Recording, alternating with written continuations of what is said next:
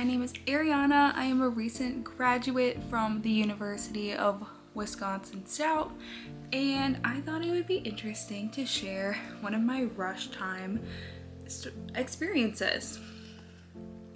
So a fun fact about me is I actually did rush twice. So I'll kind of get into why and how, but I actually have two different perspectives on rush. So like I mentioned, I did go to the University of Wisconsin Stout. I recently graduated, so I just want to put this out there. I am not talking on behalf of Greek life, on the behalf of University of Wisconsin Stout. This is just my own personal experience that I just thought would be interesting to share. Just to get a little brief background, the Greek life at the University of Wisconsin Stout, it's a lot smaller than a bigger school, especially if you look at bigger schools probably down south. Down south there's a lot more sororities and a lot more of the sororities. The first story time will be about a local sorority. So it was actually founded at the University of Wisconsin Stout. So to my knowledge, there is not another sorority that is affiliated with this name. It is Pi Theta Chi, that is the name, PTC. So I'll be just saying PTC from now on, just because it can be a little bit of a tongue twister. At least it is for me. But PTC was actually founded in the 90s at the University of Wisconsin Stout. To my knowledge, there is no other sorority that is affiliated under that name as well, or there's another branch. To my knowledge, there is not. So I will be talking about my experience with them, and it's like how things are in life. Things can change with new people coming in and different rules and regulations. Things can definitely change, but this was my experience with it. I rushed in 2022, so I believe that was my sophomore junior year, and I wanted to rush just because I wanted to try finding something new that I wanted to do and have a club or organization that I could say I was a part of. I wanted to have that piece, which I was in college during COVID, and so during that time things were just kind of letting up and people were like allowed to start getting new members and stuff, and so I really wasn't a part of anything while I was there beforehand, just because I really wasn't able to. But now that things were opening up, I was like, okay, I want to try rushing, and because I heard a lot of great things and experiences of girls that were in different sororities, so I wanted to give it a chance. So the way that rushing works at Stout, it's a little different from what you hear from like bigger schools, because there's not as many students who go to Stout compared to a big UW school or anything else. It's a little different. So the way they did this was they had it all within the week, I believe, if I can remember correctly.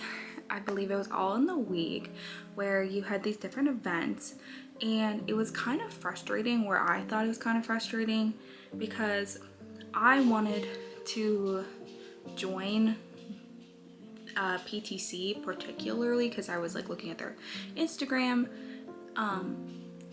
because I thought like we had a lot of the same values and everything. But I will say another thing is there was only 3 sororities at the time.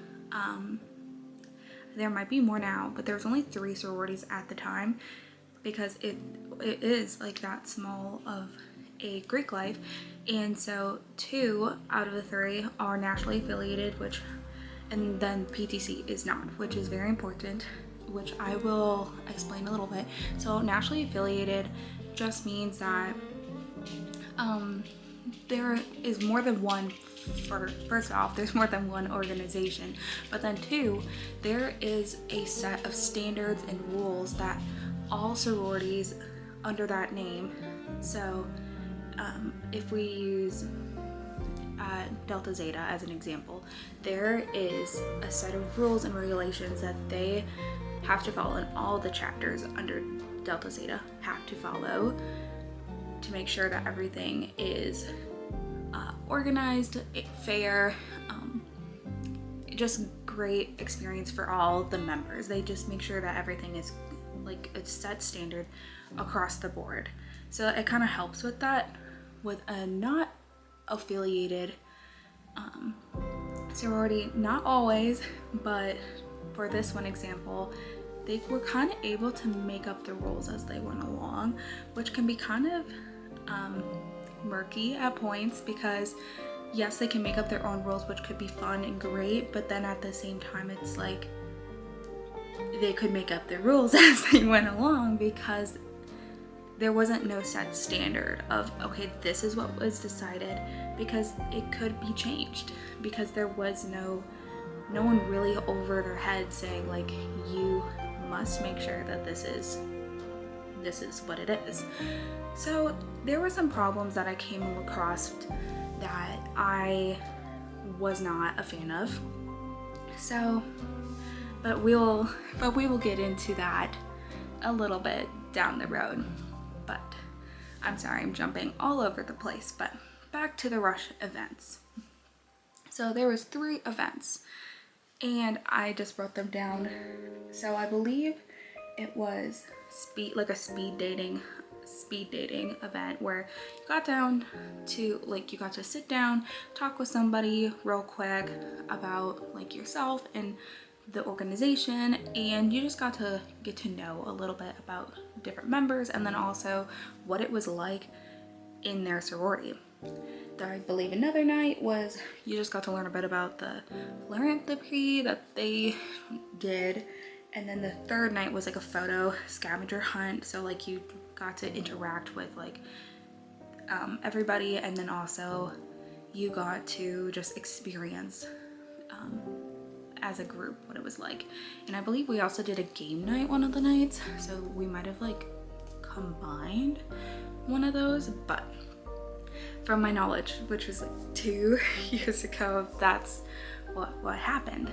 And I remember having such a good time with like the other potential new members and the active members. I thought it was a really good time. One thing I did think was quite odd, which maybe this isn't, but I thought it was quite odd that there was a lot of, so the girls who were active members, so an active member means like you're paying your dues, you're going to the certain events you have to, like if there's like a chapter, like some chapter meetings, like you have to go to, whatever is the standard of what makes you an active member. So you had those girls there, but then you had girls who weren't active members. They were still members, but they weren't active, which normally that means you aren't allowed to go to like more of the fun events, which could mean like having a date party or having like a charity event, things that could be like a fun, enjoyable night. Normally you're not allowed to go to, because if you're not doing the, I would say, because none of it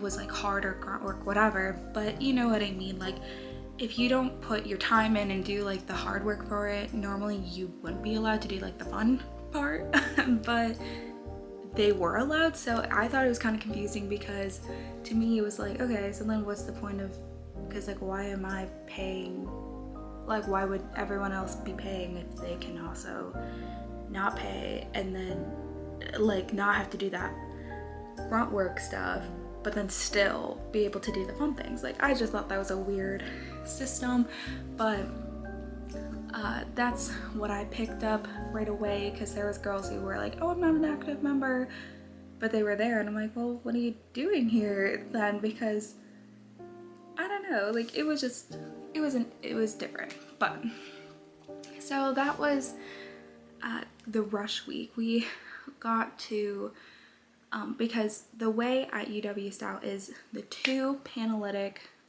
nationally affiliated sororities, they actually coordinated together and they would have events together and like make sure timing worked out. But this sorority, you either picked them versus the two, so like it would be at the same exact time. And if you're rushing, normally they have a certain amount of events that you are required to go to even count towards the next level. Us, it was you must go to 2 out of the 3 events to even be allowed to move on to the next stage, just to make sure like somebody who didn't go to anything, where they wanted people who were committed. That was basically the end all be all. They just wanted someone who's committed into going to the sorority, because if you're not committed to even going to Rush, what's, you know. But so like I said, the timing was different. It was hard because you weren't able to actually look at all 3 because there was a timing issue. So I just chose PTC and I just kind of hoped that it worked out, and it did work out for me. I was able to move on to the next step, and I was able to just kind of see what it was like. And so this is when they're going through the initiation process. So you're kind of you're still not completely in the sorority, like it you're kind of like quote unquote on probation. You're not like in trouble or anything, but you're not completely in it yet, but you're almost there. And so during the initiation process, you're just kind of like learning like what more intensely what the sorority is about, like what they stand for, certain things like that. And during this process, they had us do certain things that I just was not I was not a fan of, because I found out later that most sororities, they give you like information up front, but like for PTC, they kind of withheld that information like it was a big secret, which there are certain things that in sororities they do like to keep private, which is understandable. But it was kind of like information like, oh my goodness, like I don't know, it was information like when is the meeting times. It was information like that was like oh we'll let you know. And it was very frustrating for me because I was like, okay, this should not be this top secret. Like you're meeting, it's not like that big. But during the final like initiation moment, which I will put this out there, for nationally affiliated sororities, hazing is absolutely not allowed. It is prohibited, and if there is a hazing incident, you can the chapter can potentially get in trouble for hazing, because that is absolutely not okay, not allowed for sororities who are nationally affiliated. I just wanted to put that out there. Again, PTC is not nationally affiliated, and so they said they weren't hazing, but what they did was hazing like behavior and would not have stood for a nationally affiliated sorority. It would have counted as hazing. So I'm gonna say it's hazing because looking back at it now, I truly believe it was hazing. Because again, I wouldn't have ever done this to somebody else, but I think as a group, because it happened to them, they were like, well, this is what happens. But I don't believe you need to do that. I don't believe you need to haze people just to have them welcome in if you are needing the numbers. Like, I don't think you should be hazing people. But again, that's my own personal opinion. But so for initiation, we were told to go to the house, and so it's different at Stout because the houses are houses that like the sororities rent out themselves. So like they're not built for the sorority. They're rented from somebody like a rental company or whatever. It's not like an officially like built house, if that makes sense. But so I show up to the house and everyone's wearing, I think we had to wear like something like really dressed up. So we're all wearing like dresses and stuff. And when I got there, it was so cold because this is in the fall, and I live in the Midwest, and in the Midwest, the temperature can range so badly. And like, I remember it was really cold. I think it was like 50, 60 degrees, which in theory that's not that cold, but when it's dark out and no sunlight and you're wearing a dress and it was like sprinkling raining, it was really, really cold. And they told us to get in a line.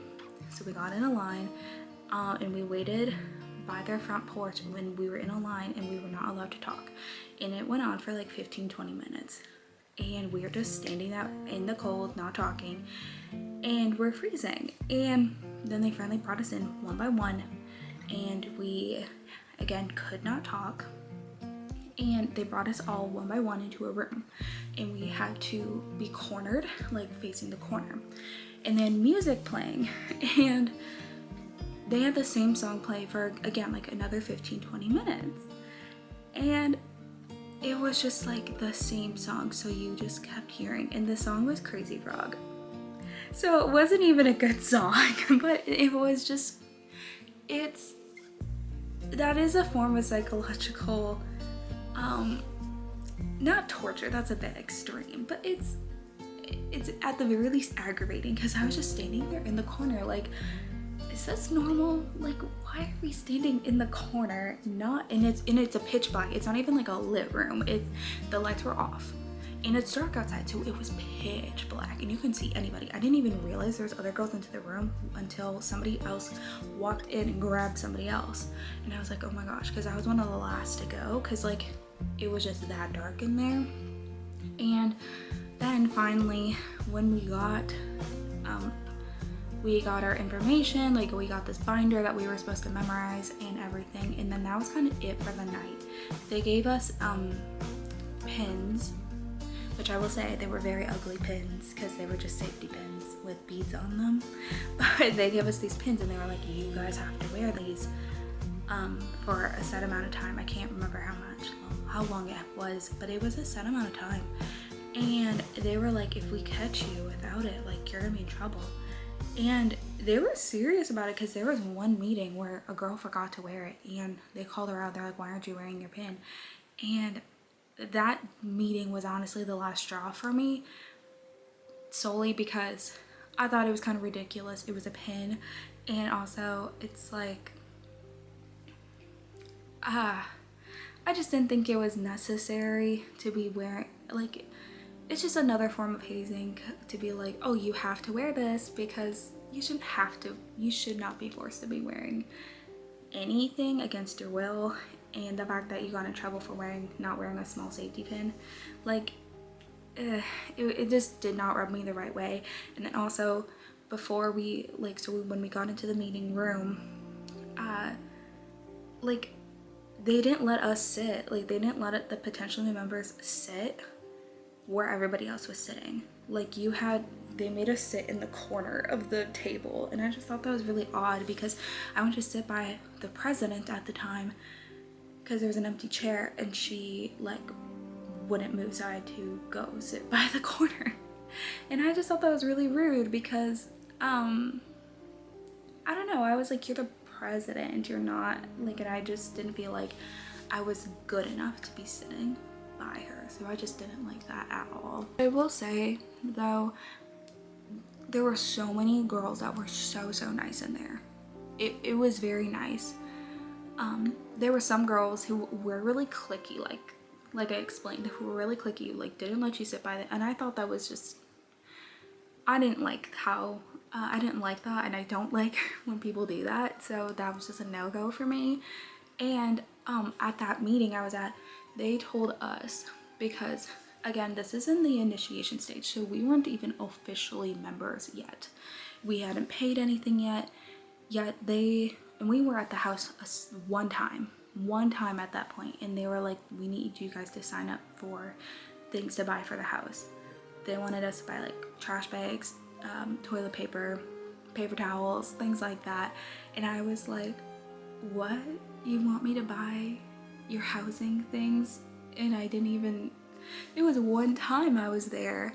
I'm like, normally that kind of stuff you put in your dues and then you just whatever, but I'm like, I've been there one time and you're asking me to help out with your like groceries. Like, I just thought that was so strange because again, it just kind of rubbed me the wrong way. I was like, why is this kind of like the system? And I feel like in my personal taste, like I am a person of structure, and being around something or in a group where there wasn't a lot of structure, I just I didn't really like that. And so that was probably my main thing why I probably didn't like it. But that was just not my vibe. I will say though that compared to the two other sororities, it was much cheaper. I would like to say it was like less than 40 bucks a month to be part of it. And I will say, not always, but it's kind of you get what you pay for. Like, and again, not always, and not saying the girls were rude or mean or they don't deserve, like nothing like that. It's just, again, I think the structure was really what bothered me the most, of like there just not being an organized structure of like rules and like, okay, this is what we do here, this is what we do there. Like there was nothing like that. And it was all just kind of like, ooh, when you get to know, you get to know. Like I did not like that. But I feel, because in my part 2 of my rushing experience, which I will make a video on later, I did end up joining Delta Zeta, and the way that it's set up, it's much more organized and structured, and it is more expensive, but like I said, I think what you get what you pay for. And so I wanted that structure, so I paid for that structure and I paid for that organization, and I don't regret a single cent of that.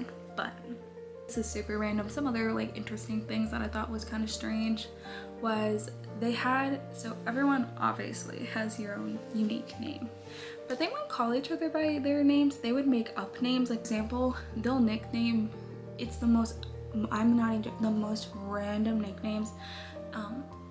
I won't say any of their nicknames to keep them all private, but for example, your nickname could be Daisy, your nickname could be something like that. Like it's super random, not close to your real name at all.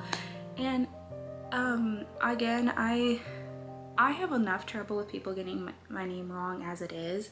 My name's Ariana, and most people say Ariana, which is a whole nother thing. And so I was like, okay, I don't really need people to be saying a whole different name as it is. Like it's, so that was my jam as well. And then also they had you pick out on your very first day what position you wanted to be. So treasurer, vice president, whatever. They had you pre-pick out what you wanted to be. So each Russian class, so each group, each semester who's rushing, so that Russian group had their own set of a president, vice president, and they would like meet with all the others. And I just thought that was very strange because normally in sororities there's one president, there's one vice president, like there's one of everything. So that was just, again, very interesting. That I dropped, I did not feel, I don't know, I just didn't feel that like excitement, welcoming feeling. I felt like they just needed another number and some more money for their, like that was just what I personally felt. Again, there were super nice girls in there, a couple that were like really cliquey, but overall some really nice girls. And so my piece of advice, if you're looking at joining a sorority, I would just check, are they naturally affiliated? Again, solely if you don't care if there's like rules or whatever, totally fine. But if you're like me and love to have like rules and structure, maybe just check if they are and if they do have a set of rules. And because a fun fact for you, which I didn't know, but a fun fact for you. If there's certain sororities that you are like totally rooting for and you're really interested in, you can look up their national website and you can just find some more information that way. I want to see what it's like through their website, just kind of get more of a feel and do your own personal research. So that's my advice. And because this certain sorority wasn't nationally, it didn't have a website, so that was just a little tidbit, but I will make that and it'll be a little more interesting because I did end up staying and I got accepted and I am technically now a Delta Zeta alumni, but that is a little sneak peek for the next video. I hope you all have an amazing day, and if you could drop a green heart emoji because the PTC, they are green and blue, I do believe. So we'll show them a little love and have green and blue. I hope you have an amazing day.